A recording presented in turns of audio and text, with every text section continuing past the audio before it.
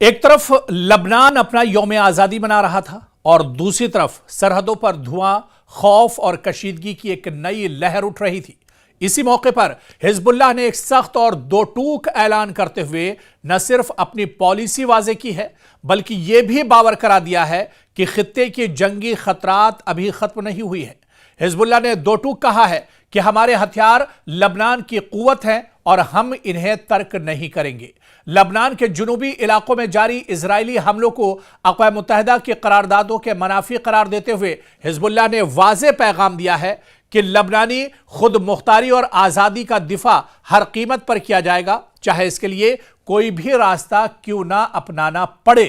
اور یہ بیان ایسے وقت میں سامنے آیا ہے جب لبنان کی حکومت، فوج، اقوام متحدہ کے امن دستے اور بین الاقوامی طاقتیں ایک پیچیدہ اور نازک صورتحال میں الجھی ہوئی ہیں، خاص طور پر اس وقت جب یونیفیل کی تعیناتی کی مدت 2027 میں ختم ہونے کے قریب ہے اور اسرائیل اب تک وہ قبضہ ختم نہیں کر سکا ہے جسے سال 2024 کی جنگ بندی کے تحت لازمی قرار دیا گیا تھا۔ اور اس وجہ سے اب ایک بار پھر سے لبنان نے دو ٹوک انداز میں امریکہ سے کہا ہے، جو بڑی طاقتیں ہیں، جو سپر پاور ہے، خاص طور سے مشرق وسطیٰ میں اسرائیل اور امریکہ کو ایک بڑا چیلنج یہاں پر لبنان نے دیا ہے۔ دراصل لبنان کے اندر یوم آزادی منایا جا رہا تھا، اس موقع پر ایک شاندار پریڈ نکالی گئی اور اس موقع پر لبنان کی قیادت نے کہا ہے کہ وہ دنیا کی سو کالڈ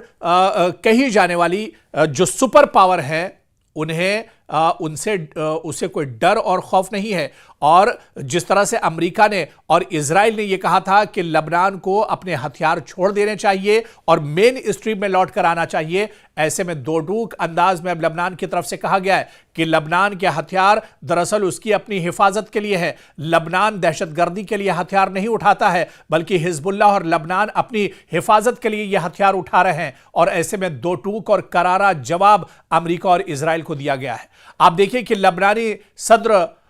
جوزف اوان کی یقین دہانی کے بعد اقوام متحدہ کا دباؤ اور حزب اللہ کا سخت موقف سامنے آیا ہے، اور یہ سب مل کر خطے میں ایک ایسے بحران کی تصویر کھینچتے ہیں جو آزادی کے جشن سے زیادہ آزمائش کی گھڑی معلوم ہوتا ہے۔ لبنان میں سرگرم حزب اللہ ملیشیا نے لبنان کی یوم آزادی کے موقع پر اپنے اس عزم کا اعادہ کرتے ہوئے اعلان کیا ہے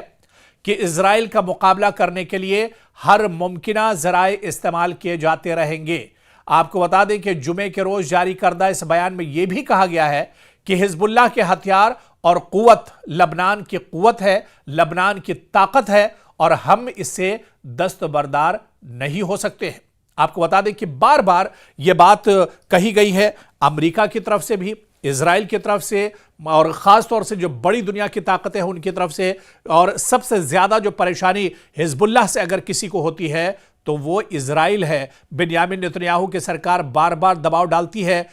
چاہے اقوام متحدہ کی بات کریں یا دنیا کے الگ جو فورم ہے وہاں پر اس آواز کو اٹھاتی ہے اسرائیلی حکومت کی ایک طرح سے جو لبنان کی سرکار ہے، جو حزب اللہ ہے، جو تنظیم ہے، اس پر ایک طرح سے بین ہونا چاہیے اور ان کے ہتھیار ضبط ہونے چاہیے۔ لیکن دوسری طرف ببانگ دہل ایک طرح سے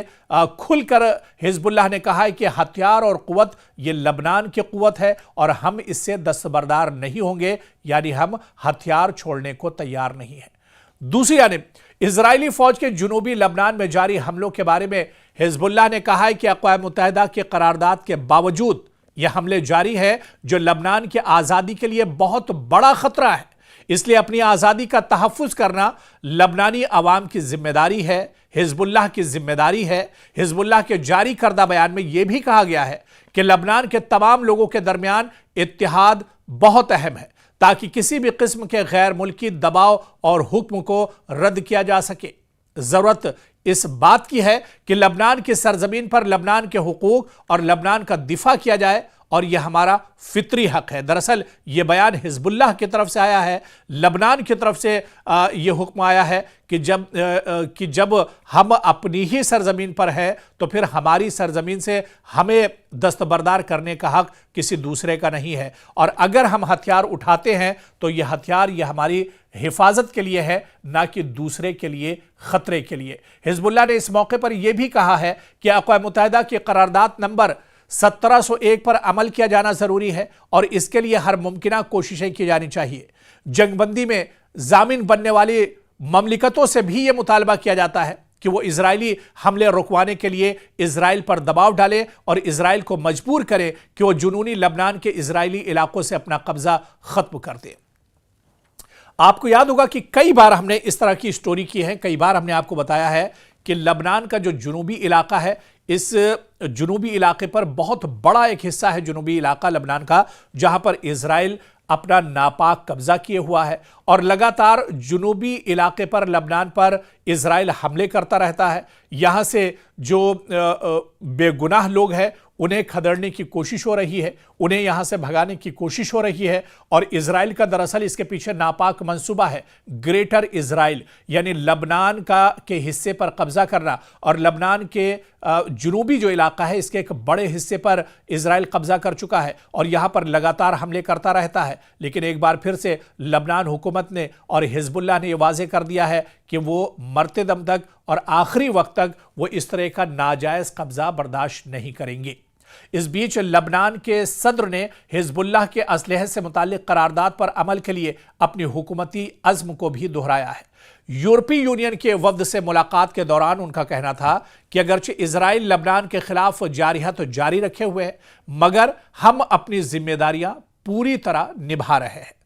ادھر مبصرین کا خیال ہے، جو ایکسپرٹس ہیں ان کا ماننا ہے کہ سال 2027 میں یو این کے امن دستے یونیفیل کے لبنان میں تعیناتی کی مدت کے خاتمے سے پہلے حزب اللہ کا یوم آزادی پر دیا جانے والا بیان بہت اہم ہے، بہت امپورٹنٹ ہے۔ حزب اللہ سے اسلحہ واپس لینے اور اس کے بنیادی تنظیمی ڈھانچے کے خاتمے کے علاوہ اس کی سرنگوں کے خاتمے کے بعد بھی لبنانی فوج اس معاملے میں کامیاب نظر نہیں آتی۔ خصوصاً لبنانی شہریوں کے گھروں کی تلاشی کے سلسلے میں لبنانی فوج کو کافی دقتوں کا سامنا ہے۔ لبنانی فوج کو خطرہ ہے کہ تلاشی کے دوران تصادم ہو سکتا ہے۔ لبنانی فوج کو یہ بھی دقت درپیش ہے کہ اس کے اہلکاروں اور تلاشی کی کوششوں کے لیے اہلکاروں کی کمی کے علاوہ اس کے اہلکار پوری طرح ضروری اشیاء سے لیس نہیں ہیں۔ تو اب ایسے میں ایک بار پھر سے لبنان نے دو ٹوک انداز میں ایک طرح سے